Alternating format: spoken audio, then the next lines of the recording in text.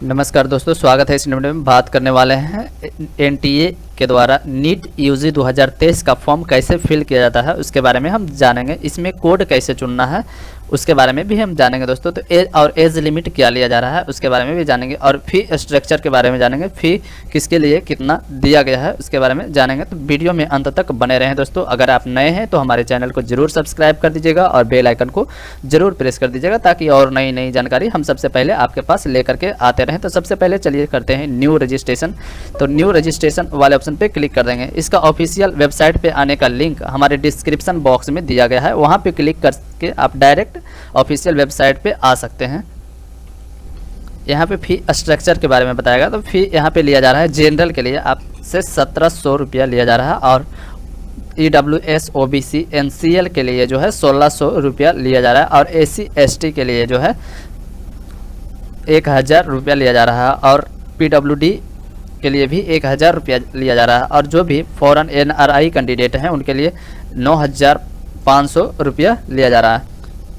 यहाँ पे important dates के बारे में बताया गया है। एप्लीकेशन का जो स्टार्टिंग डेट था वो 6/3/2023 का था और लास्ट डेट जो है 6/4/2023 को रखा गया है और ऑनलाइन पेमेंट का भी लास्ट डेट 6/4/2023 को रखा गया। एग्जामिनेशन डेट भी यहाँ पे निकाल दिया गया है जो कि 7/5/2023 को रखा गया है। उसके बाद आपको सबसे नीचे चले जाना है। नीचे यहाँ पे टिक मार्क करके आपको क्लिक हेयर टू प्रोसीड वाले ऑप्शन पे क्लिक कर देना है। जैसे ही आप क्लिक हेयर टू प्रोसीड वाले ऑप्शन पे क्लिक कीजिएगा उसके बाद आपका जो है इस प्रकार का इंटरफेस खुलेगा। यहाँ पे आपको नेम लिख देना है, अपना नाम लिख देना है, फिर उसके बाद फादर नेम लिखना है, मदर नेम लिखना है, फिर उसके बाद डेट ऑफ बर्थ लिखना है।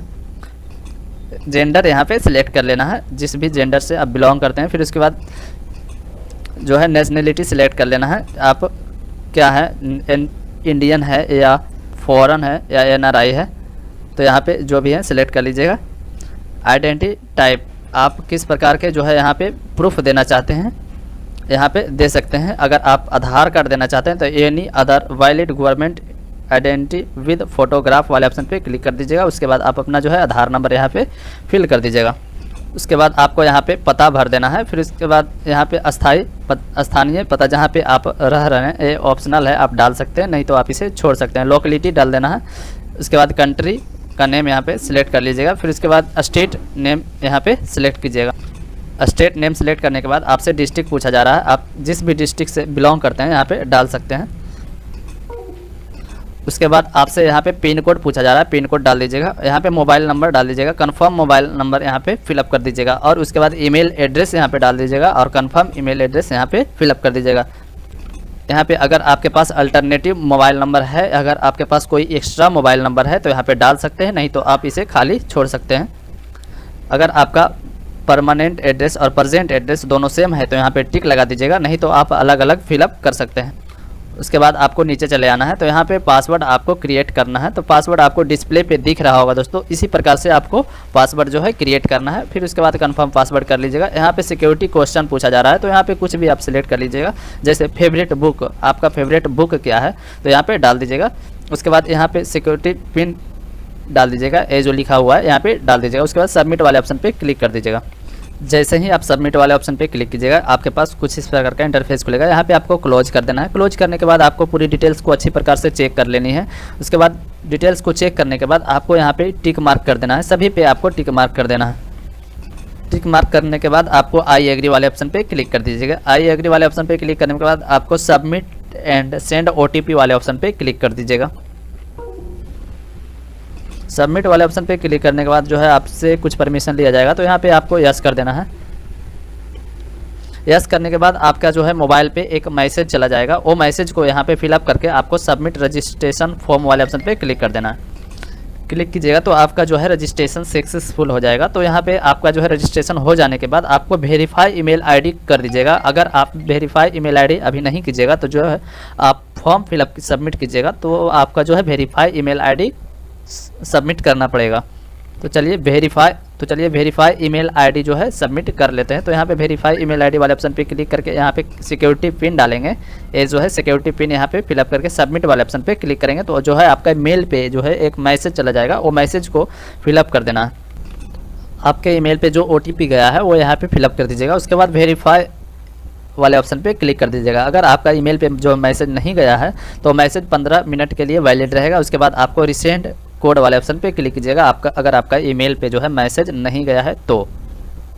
जैसे ही आप वेरीफाई वाले ऑप्शन पे क्लिक कीजिएगा, आपका जो है यहाँ पे your email ID is verified successful का ऑप्शन शो करने लगेगा। Click here to go home वाले ऑप्शन पे क्लिक कीजिएगा। उसके बाद अब आपको फॉर्म को बारीकी से फिलअप करना है। उसके लिए आपको कंप्लीट एप्लीकेशन फॉर्म वाले ऑप्शन पे क्लिक करेंगे। आपका जो फॉर्म है वो इतने स्टेप में फिलअप होगा। आपका पर्सनल डिटेल्स फिलअप करना पड़ेगा, आधार डिटेल्स फिलअप करना पड़ेगा, उसके बाद जो है एग्ज़ाम सेंटर चूज करना पड़ेगा, क्वालिफिकेशन डिटेल्स, एडिशनल डिटेल्स, फिर उसके बाद जो है emergency contact details, documents upload करना है, फाइनल सबमिट कर देना है।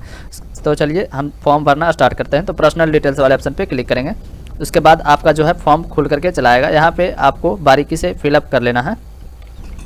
यहाँ पे पूछा जा रहा है कि आपने 12th कौन सा बोर्ड से, आपने 12th जो है किस स्टेट से पास किया है, तो यहाँ पे चूज कर लीजिएगा। फिर उसके बाद जो है आपसे कैटेगरी पूछा जा रहा है। आप जिस भी कैटेगरी से यहाँ पे बिलोंग करते हैं यहाँ पे डाल सकते हैं, जनरल से, SC से, ST से, OBC से या जनरल EWS से। तो यहाँ पे सिलेक्ट कर लीजिएगा जिस भी कैटेगरी से आप बिलोंग करते हैं। फिर उसके बाद यहाँ पे जो है PWD के बारे में पूछा जा रहा है कि आप विकलांग है या नहीं है, तो नो कर दीजिएगा, अगर हैं तो यस कीजिएगा। फिर उसके बाद जो है आपसे किस प्रकार के आप विकलांग हैं यहाँ पे पूछा जा रहा है, तो चलिए यहाँ पे नो कर देते हैं। उसके बाद आपको क्या आप डायबिटीज़ हैं या क्या आपको मधुमेह है, तो यहाँ पे यस कर दीजिएगा, है तो यस कीजिएगा, नहीं तो आपको नो कर देना है। फिर उसके बाद यहाँ पे आप अर्बन से आते हैं या रूरल से आते हैं, तो आप शहरी क्षेत्र से आते हैं तो अर्बन डाल सकते हैं, और गांव से आते हैं तो रूरल डाल सकते हैं। उसके बाद आपको यहाँ पे एनुअल इनकम डाल देनी है। एनुअल इनकम आप जो है जितना आपका है वो यहाँ पे डाल सकते हैं। अगर 1 लाख से आपका कम है तो कम डालिएगा। फिर उसके बाद आपको माइनॉरिटी से आप बिलोंग करते हैं तो यहाँ पे डाल सकते हैं, नहीं तो आप नो कर दीजिएगा। फिर उसके बाद यहाँ पे पूछा जा रहा है निवास ऑफ कंट्री, ये आप जिस भी कंट्री से आते हैं यहाँ पे सिलेक्ट कर लीजिएगा। उसके बाद आपसे यहाँ पे पूछा जा रहा है पोशाक पहनने का इरादा रखते हैं, तो यहाँ पे यस कर दीजिएगा। फिर उसके बाद आपको मोड ऑफ स्टडी के बारे में पूछा जा रहा है, आपने सेल्फ स्टडी किया है या फिर ऑनलाइन कोचिंग किया है, यहाँ पे आप सिलेक्ट कर लीजिएगा। सिलेक्ट करने के बाद जो है आप यहाँ पे सिक्योरिटी पिन डाल के सेव एंड नेक्स्ट वाले ऑप्शन पे क्लिक कर दीजिएगा। जैसे ही आप सेव एंड नेक्स्ट वाले ऑप्शन पे क्लिक कीजिएगा, आपसे जो है परमिशन मांगा जा रहा है, तो यहाँ पे यस कर दीजिएगा। यस करने के बाद जो है पूछा जा रहा है do you have Aadhaar number, आपके पास आधार नंबर है तो यस कीजिएगा। उसके बाद सबमिट वाले ऑप्शन पे क्लिक कीजिएगा, ओके कर दीजिएगा। अगर आपके पास आधार नंबर है तो फर्स्ट वाले ऑप्शन पे क्लिक कर दीजिएगा। उसके बाद यहाँ पे आधार नंबर डाल के यहाँ पे कन्फर्म वाले ऑप्शन पे क्लिक करके यहाँ पे कैप्चा सिक्योरिटी पिन यानी कैप्चा डाल के सबमिट कर देना है। उसके बाद आपको ओके कर देना है। ओके करने के बाद आपके पास कुछ इस प्रकार का इंटरफेस खुलेगा। यहाँ पे पूछा जा रहा है आप किस मीडियम में जो है एग्ज़ाम देना चाहते हैं, तो यहाँ पे सिलेक्ट कर लीजिएगा। आप इंग्लिश मीडियम से आते हैं तो इंग्लिश मीडियम में, हिंदी मीडियम से आते हैं तो हिंदी मीडियम में। उसके बाद आपसे जो है एग्ज़ाम सेंटर के बारे में पूछा जा रहा है, तो एग्ज़ाम सेंटर आप जहाँ भी कहीं भी डाल सकते हैं, तो इसमें कोई दिक्कत नहीं है, आप जहाँ रहते हैं वहाँ पे भी डाल सकते हैं। फर्स्ट में आपको स्टेट सिलेक्ट कर लेना है, उसके बाद आपको डिस्ट्रिक्ट सिलेक्ट कर लेना है, जिस भी डिस्ट्रिक्ट में आप जो है एग्ज़ाम देना चाहते हैं।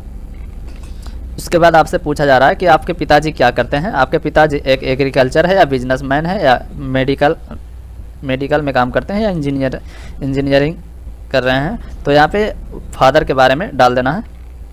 अगर अदर में आते हैं तो अदर्स कर दीजिएगा। उसके बाद जो है फादर क्वालिफिकेशन, आपके पिताजी कहाँ तक पढ़े लिखे हैं वो यहाँ पे सिलेक्ट कर लीजिएगा।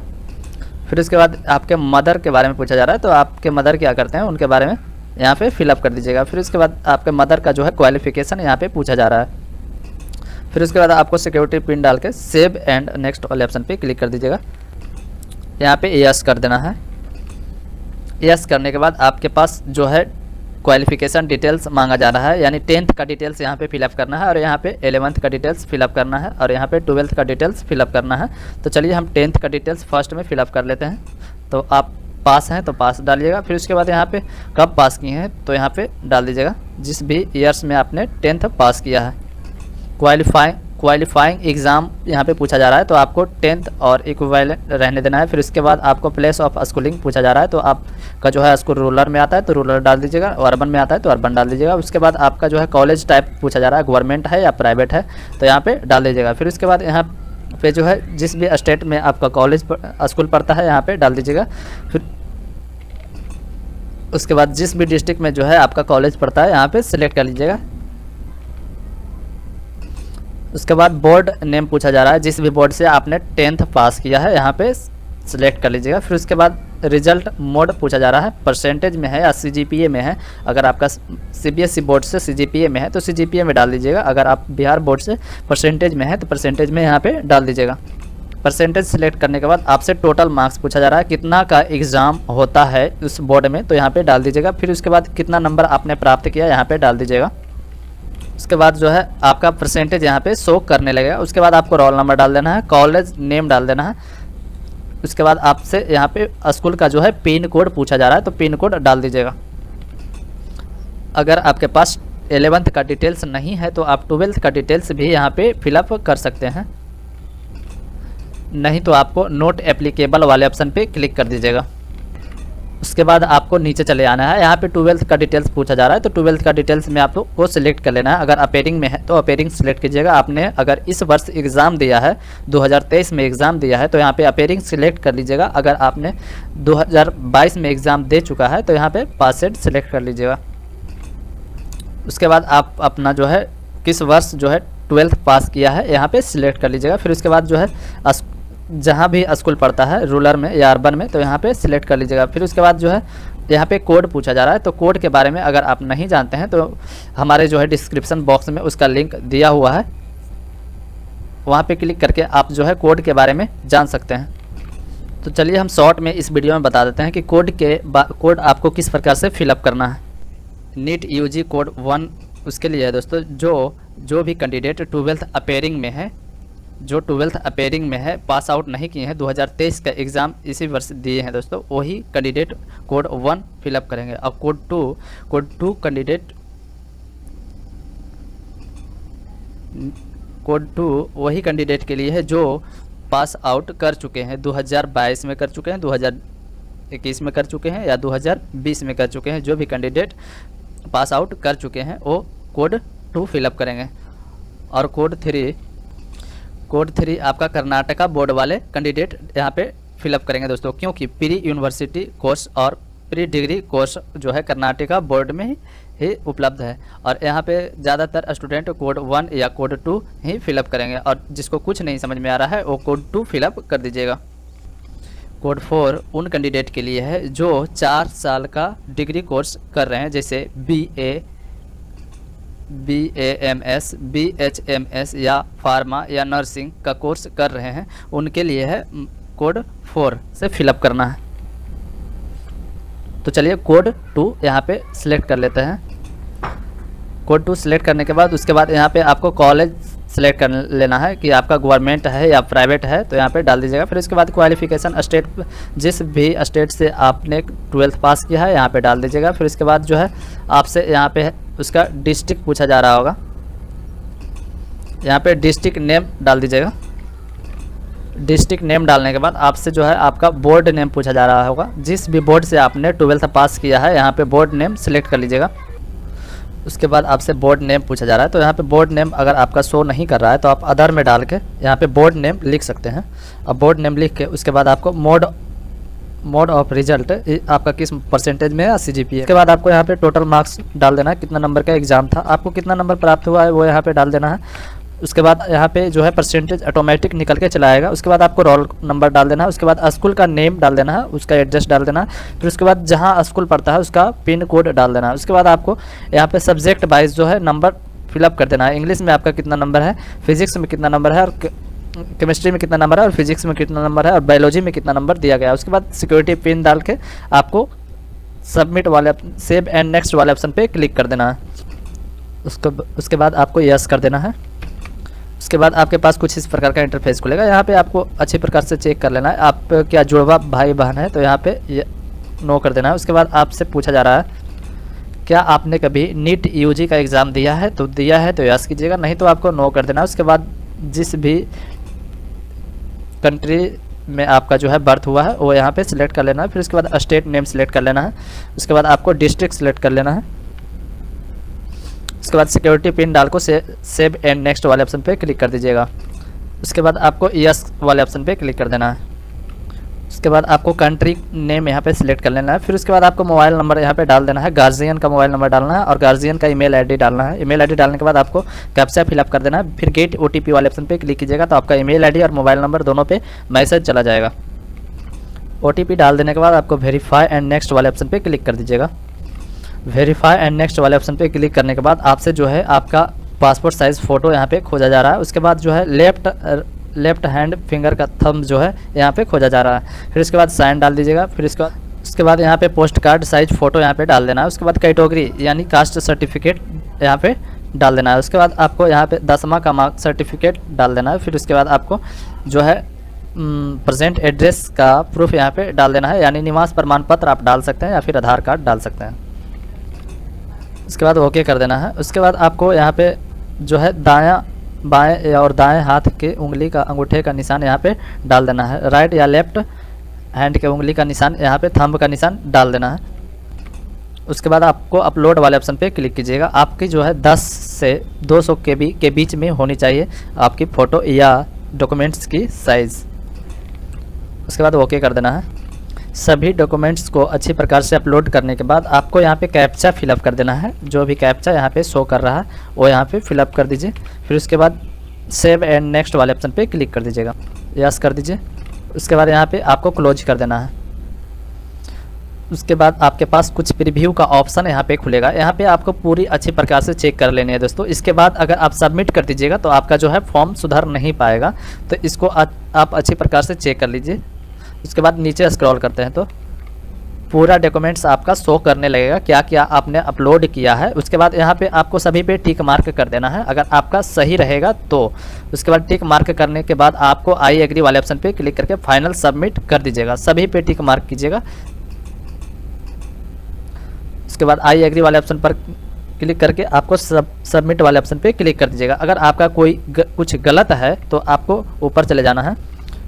ऊपर आने के बाद आपको साइड में जिस भी स्टेप में आपका गलत है वहाँ पे क्लिक करके आप डायरेक्ट वहाँ पे जा सकते हैं। तो चलिए हम फॉर्म को सबमिट कर देते हैं। उसके बाद यस और नो का ऑप्शन खुलेगा, आपको यस कर देना है।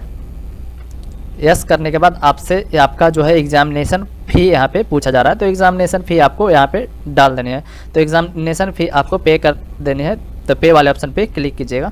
पे वाले ऑप्शन पे क्लिक करने के बाद आपको ऑनलाइन पेमेंट का ऑप्शन दिखेगा, यहाँ पे टिक मार्क करके आपको प्रोसीड फॉर पेमेंट वाले ऑप्शन पे क्लिक कर दीजिएगा। उसके बाद आपको ओके कर देना है।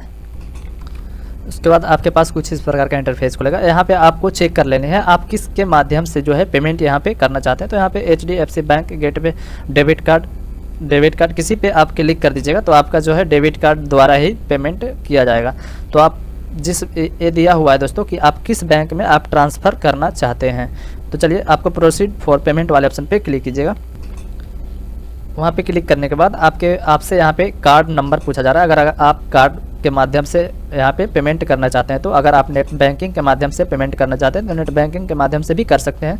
आप जिस भी बैंक का नेट बैंकिंग यूज करते हैं यहाँ पे सिलेक्ट कर लीजिएगा। उसके बाद आपको मेक पेमेंट फॉर वाले ऑप्शन पे क्लिक कर दीजिएगा। अगर आप UPI के माध्यम से पेमेंट करना चाहते हैं तो UPI माध्यम से भी आप पेमेंट कर सकते हैं। अगर आप QR के माध्यम से पेमेंट करना चाहते हैं तो QR के माध्यम से भी पेमेंट कर सकते हैं। उसके बाद मेक पेमेंट फॉर वाले ऑप्शन पे क्लिक कर दीजिएगा। अगर वीडियो अच्छा लगे दोस्तों तो वीडियो को लाइक कीजिएगा, चैनल को सब्सक्राइब जरूर कर दीजिएगा ताकि और नई जानकारी हम सबसे पहले आपके पास लेकर के आते रहें। तो चलिए मिलते हैं फिर अगले वीडियो में, तब तक